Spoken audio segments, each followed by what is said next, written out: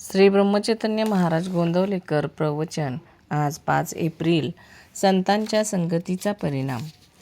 जडीबुटीवाल्याजवळ एक गोळी असते.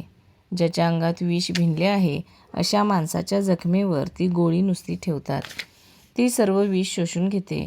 नंतर तिला धुतली की ती पूर्ववत होते. त्याचप्रमाणे सत्पुरुषांच्या संगतीत आपले पाप शोषून घेतले जाते आणि पुन्हा तो सत्पुरुष स्वतःच शुद्ध राहतो.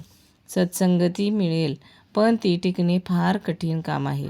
साधारणपणे ज्या विषयाची आपल्याला आवड असते तसलीच संगत आपण बघतो. मीच वाईट म्हणून मी वाईट लोकांची संगत धरतो. विषयात दोष नाही, म्हणजेच नुसते विषय बाधक होत नाहीत.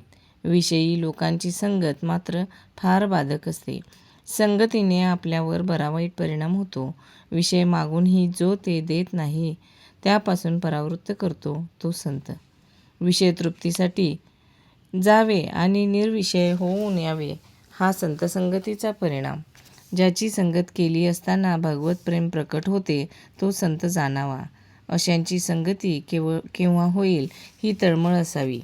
विषयाची गोडी फार, पण तो सुटावा असे वाटू लागले म्हणजे भजन पूजन करणाऱ्याची संगत धरावी. वाईट विचार मनात आले की नामाची जोड ठेवावी. आपला सर्वाठायी भगवतभाव वाढू लागला म्हणजे संतांची प्रचिती येते.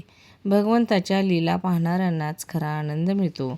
म्हणून संत नेहमी भगवंताविषयीच सांगत असतात.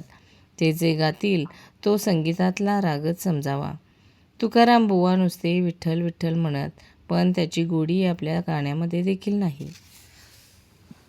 खरोखर संतांना आपल्याविषयी इतकी कळकळ असते, आपल्याला ती कळतही नाही.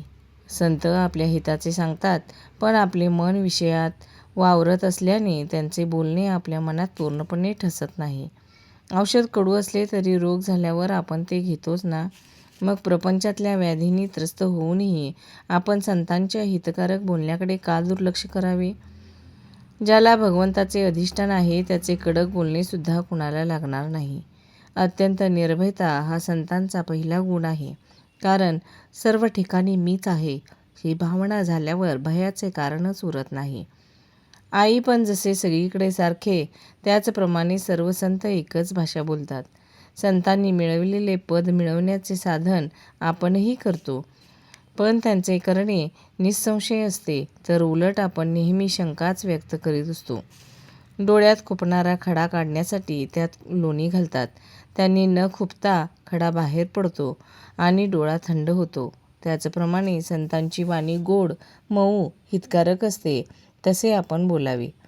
आपली भूमिका थोडी तयार असल्यास सत्संगतीचा परिणाम होण्यास वेळ लागत नाही. धन्यवाद.